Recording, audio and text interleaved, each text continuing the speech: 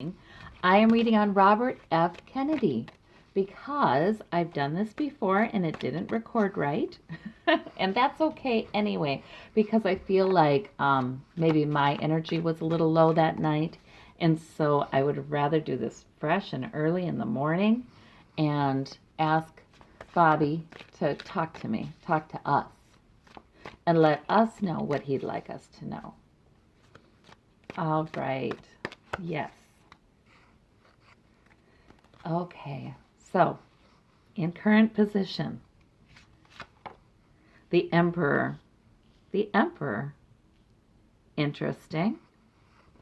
Now, of course, Bobby was campaigning for the presidency when he was shot. Yes, it was a terrible tragedy. I mean, all of you know the history perhaps better than I do, but Bobby was going to run for president. He had been U.S. Attorney General under his brother's presidency, under JFK's presidency, and then he was Senator of New York, and he was running for. He was going to enter the bid for presidency, and then he was assassinated in a hotel after a speech, and I watched his last speech. Oh, I just think of these three men at that time in history. Martin Luther King Jr. and RFK and JFK. These were leaders. So we have the Emperor here. So that's significant. This is what was going on before he died. That would be this column. And the challenge was the Six of Cups. I think that means he was still grieving. You know, this a lot of times comes up when we're in relationship with somebody we've known since childhood. Something like that's what that is. He felt like JFK, like Jack, had left the presidency to him. He felt like his brother, like he was in communication in his prayer with his brother, and whether he knew that or not. And he felt like he would go on to do what his older brother was not able to do. He felt a real mission. So he did feel like he was sort of visited by his older brother during this time as he was considering running for presidency. Wow. Okay. A lot of times this shows up when we're going to see or have seen somebody we've known since childhood. So, the recent past, before that, the Magician. There was some real power there. He felt that spiritual power. He was wanting to really improve things. He was wanting to affect powerful change. That is the word. That's the phrase. And above it all was the Ten of Wands. It was burdensome. He was working very hard and maybe too hard at that time. Okay. All right. And below it all is the Seven of Cups. So it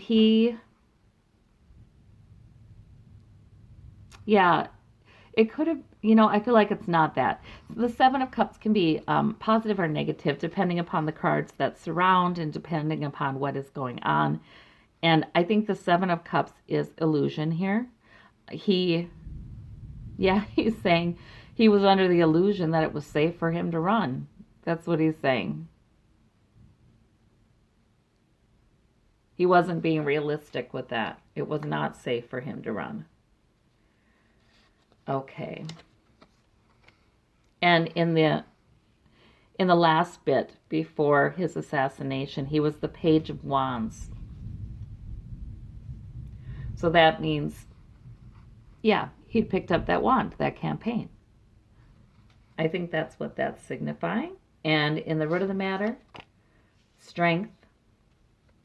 So he was given quite a lot of strength. There was spiritual strength underneath him. I feel like, that's saying that he was protected spiritually in a way. Maybe not to survive this, but his spirit, he's telling me his spiritual life during this time was very enhanced. It was really, he just could feel it. He could feel the help from his brother. He could feel the help from God, from angels. He could feel it. He could feel it. It was a quite a time for him. In some ways, he felt like it was his destiny to run, whether he survived it or not. Huh. Okay. And we have the Queen of Swords here in the home environment.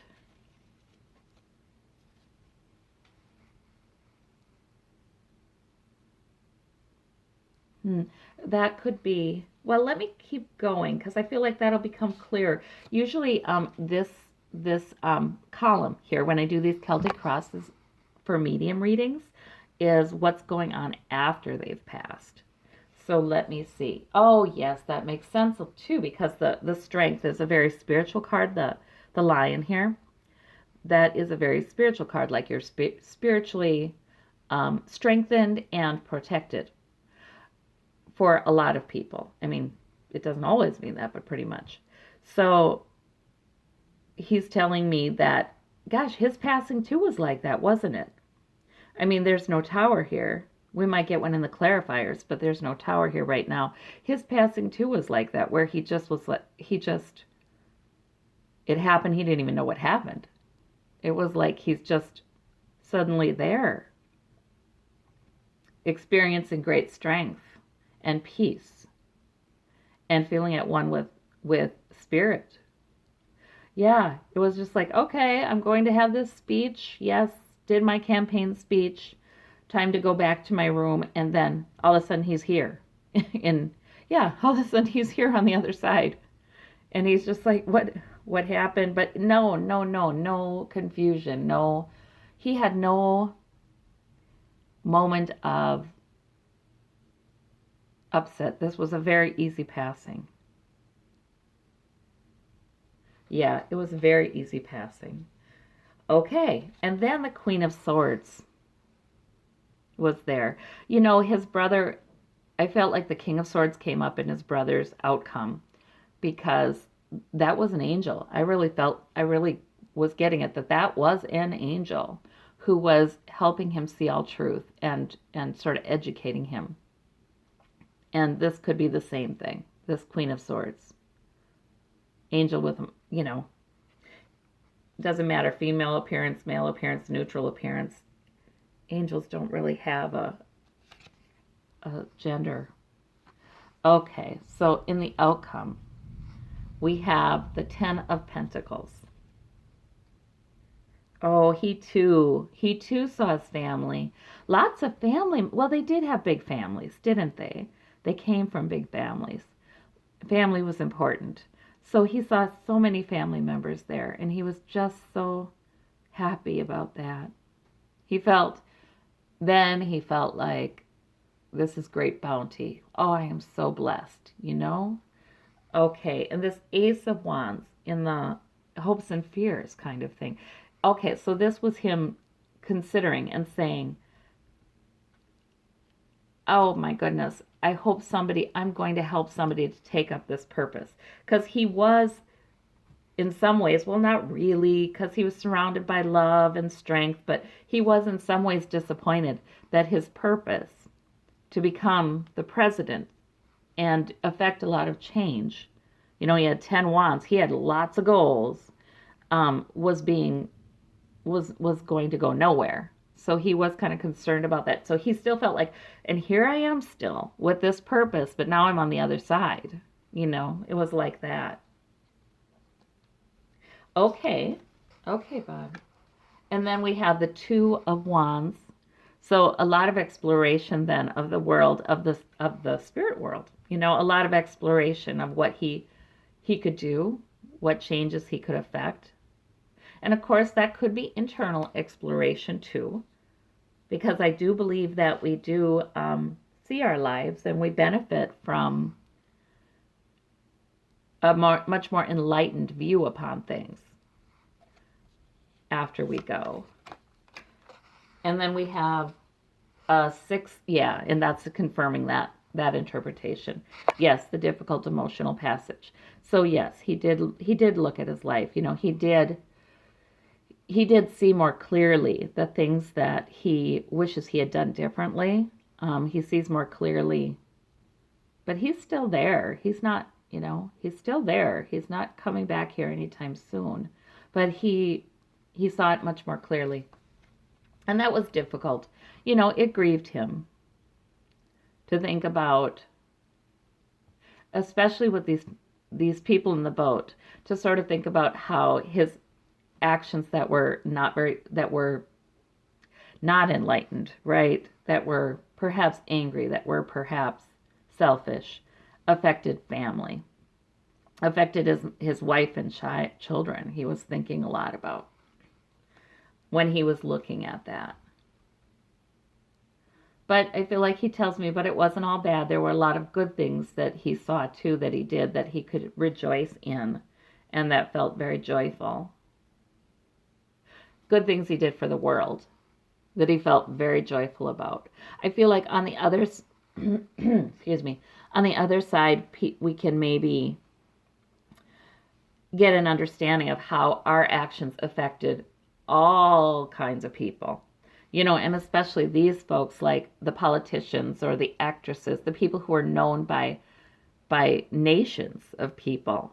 What I'm getting, and I got this from Marilyn Monroe too, that they have, yeah, tingles all over. Yeah, they had no idea how much they changed the lives of other people. They had just like no idea that those bonds, those connections between themselves and people who knew them only through their public appearances were actual bonds. I mean, they actually affected their lives. And so he also had that as he looked at the world, as he looked at everybody who was behind his cause, his brother's cause. He was floored and overjoyed, and he felt very, very good about that. So that was a beautiful thing about looking at how things went afterwards, looking at his life in review. That was beautiful. Well, that is the neatest thing. Okay, now we've got with this emperor. Okay, Bobby. And I feel like okay with calling him Bobby. With his brother, with JFK, it was more like, I was calling him Jack, but then I had this sense like that wasn't quite dignified enough. And I really probably should have been calling him Mr. President, But he was okay with it. But it was just sort of like I almost saw him, patiently, being okay with that, but not, but, really kind of, it should have been more dignified. But with Bobby, I feel like he's saying, yeah, call me Bobby.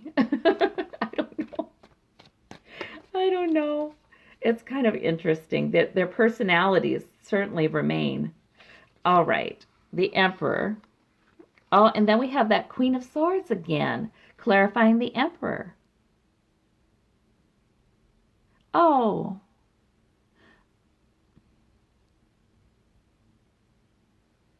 Yeah, I think that there was a woman who was involved in his political career or who advised him. Maybe it was his wife. I don't know, but it was sort of like she was no, it wasn't a political figure, but it was somebody in his life, and she was the inspiration for him. He was against sexism. He was not okay with it. That was definitely one of his missions, was to allow women's truths to become more, he was always for the vulnerable, right? I mean, he was also very interested in protections for those with handicaps. He was interested in protections for the children. So he was always very interested in the underdog. And of course, civil rights. He prosecuted mafia figures when he was attorney general. So, I mean, or he oversaw their prosecution. So he also had that fighting spirit where he was fighting against crime, but he had a real protective kind of, and his way of protective was, it wasn't let's nurture them, let's nurture them. Yes, certainly, but his way was let's speak up for them. Let's speak up for them. Let's speak up for those who cannot speak. So that was really core to his mission. Yeah, and that's maybe a more female energy too, because the people he was speaking up for would have been very vulnerable people, protector of very vulnerable people, or people who didn't have a lot of power, people who should have but didn't yet, that kind of thing. That was very key to his mission. Oh, and he had the Nine of Swords there with the Ten of Wands. Lots of worries, lots of worries. There were things going on. Because he had all these purposes. He had all these things he wanted to do. And he knew enough about the forces out there, the people out there who did not want to see progress in those areas. He knew enough about them that it worried him. And he wasn't worried about just one thing. He was worried about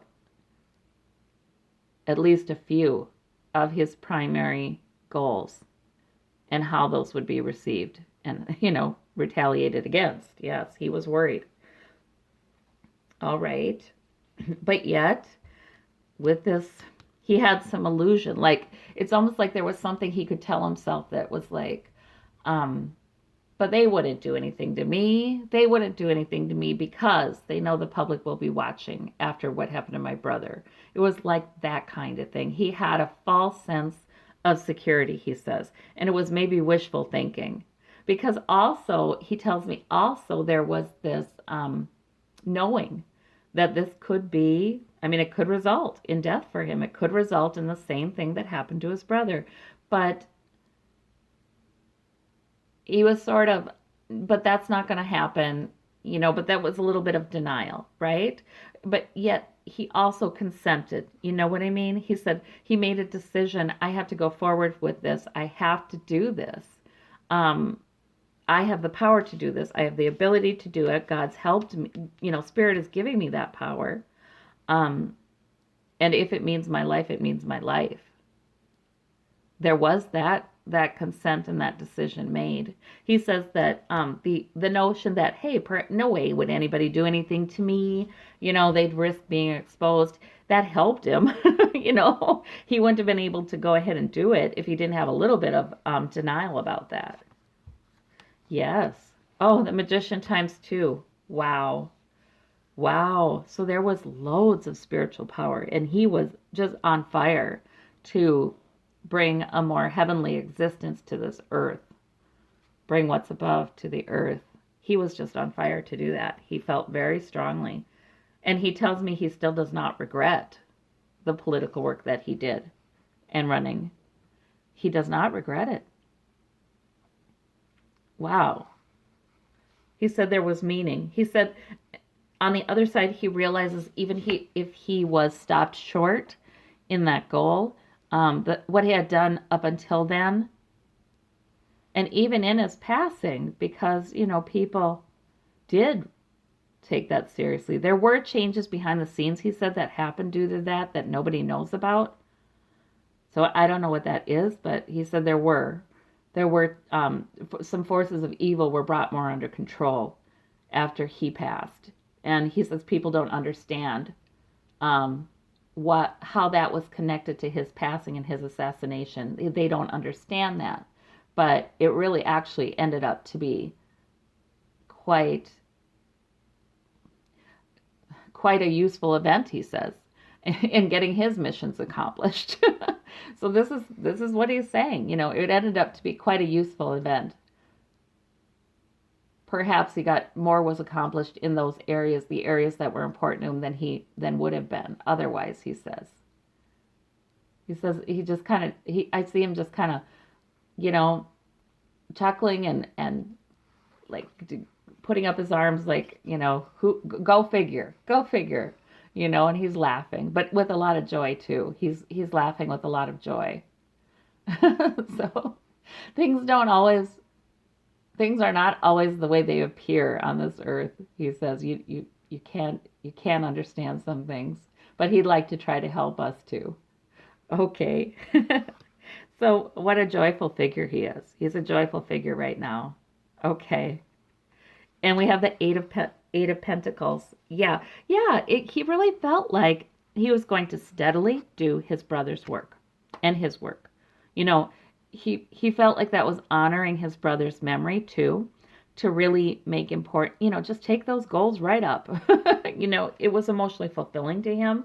It felt good. He felt his brother's love and care. He felt his arm he felt his hand on his shoulder. He really did believe that they were going to do this together, really.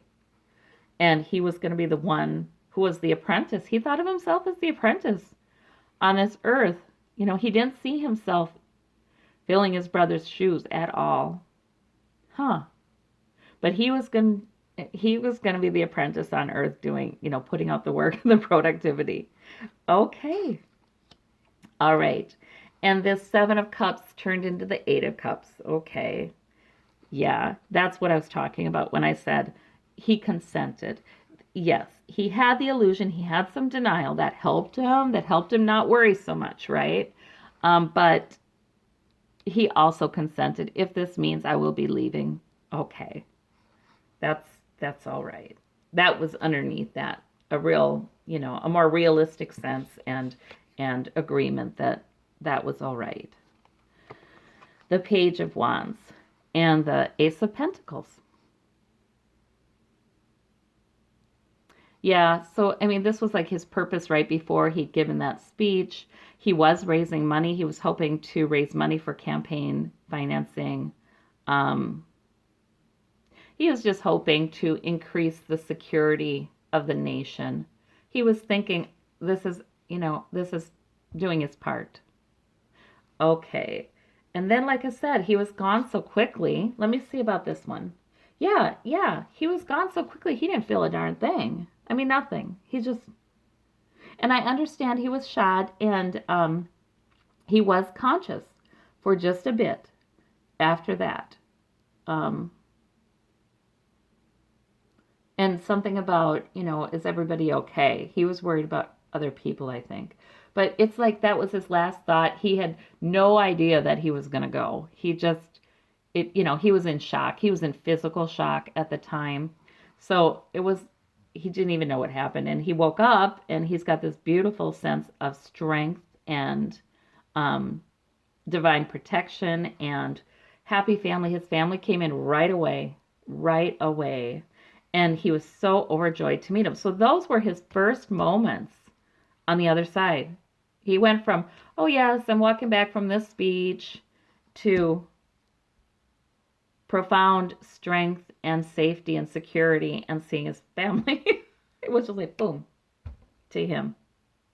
Wow. Okay, well, that's good. That's good to know. All right, the Queen of Swords that came in then.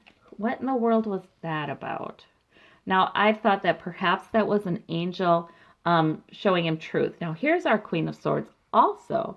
Oh, he is saying that he did indeed have an angel. He did indeed have an angel. Yes, just like I feel like JFK did. A sword-bearing one. Yes, he did. And seeing that angel now made him feel, I wonder, with this Four of Pentacles, hanging on to his security, maybe a little bit insecure for a bit, like, oh my goodness, what is this? Because it was very powerful. He tells me it was like awe-inspiring, so yeah, it was sort of like, okay, all right, maybe I should hang on to my life. This is something else, it was like that. Maybe, yeah, just that moment of, he says it's not rational. It was sort of that moment of, oh my goodness, what is this? Because this presence is intimidating. awe-inspiring but intimidating a little bit if you don't know what this is. And he didn't know what it was at first, and so he was sort of like, oh, maybe I should hang on to my.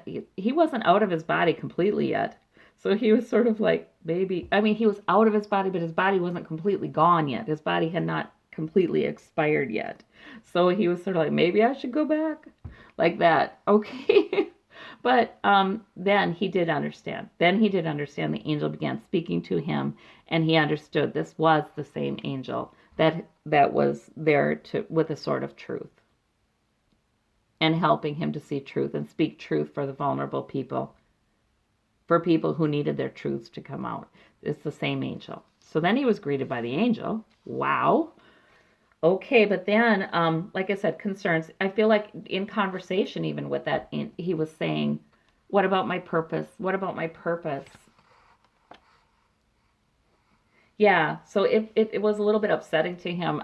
It was sort of like, it was, he didn't understand at first what he could do from the other side. At first, he was saying, I don't like this cup that's been given to me because of my purpose. Now I have it up here. It's an ethereal purpose. It's a heavenly purpose, but down there on earth, I had it in hand, I had my goal in hand. So there was a moment of that, but then much more security with this 10 of Pentacles and the Fool. Okay, so then he just kind of said, oh, I'm just going to enjoy this, it's going to be okay. He believed the angel that, whatever the angel told him, he was able then to really embrace heaven, to really embrace it with the energy of the Fool and just step off and to trust that this was right and this was okay. And then he did have good times with his family. He really, really did. All right. And this is a family gathering, right? And such feelings of safety. He tells me just such feelings of safety. You can't even imagine how safe he felt, how loved. Yeah. Okay, but when he did look at those issues, okay, that's 9 of Pentacles, and that is reversed, in fact. When he did look at those issues, too, it wasn't only, he had some regrets about ways he had treated his wife and children, but his privilege, just enjoying the good life kind of stuff. He had some regrets about that, too. Yeah. I mean, even though he made it, it was so important for him not to act out of his privilege, not to take advantage of that, not, well, he's telling me he did want to lift others up more, but yes, he did enjoy the privilege. He did enjoy luxuries, excesses. And now he sees that now he saw that more clearly, and he didn't like it. Okay, so that's what he did not like about looking at his life. But what he liked about it was looking at the effect he'd already had on the world and how wonderful that was, actually. But he got this 7 of Pentacles here, which meant that he did like all the work he'd done. He did like to look at that, and it had more profound and wide-flung effects than he ever thought it did. He likes to see that every speech he gave and what his family had done, he liked to see how much change that had wrought in the world. That was joyous, joyous, joyous. However, there again, he's saying, oh, but I wish I could have done more. It was cut short. Okay. So he's feeling a little bit like, now what? But he's telling me that he did understand more, because then he realized that the change that was wrought in people's minds and hearts was the most powerful change ever. It wasn't so much about specific things, not even specific laws, he said.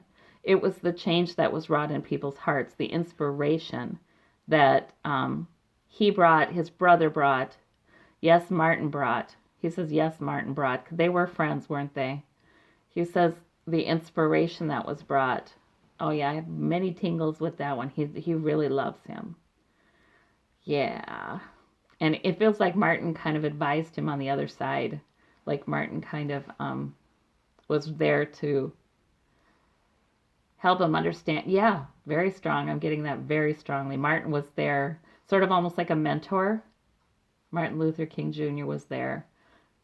And he said, yes, Martin. I hear his accent even. Isn't that crazy? I hear Bobby's accent. Yeah. Martin was, yeah, was there to help him to understand and to help him with this feeling and to help him understand that the change that was wrought in the hearts and minds of not only Americans but worldwide was something that was not going to be reversed. It was something that was going to give birth to a lot more change. And so, and I'm laughing because I almost see these two just laughing with each other. Just so much joy there. Such a good friendship over there on the other side. So that's wonderful. So there we go. That's Bobby. Thank you. Thank you. Thank you so much, Bobby. Bye-bye.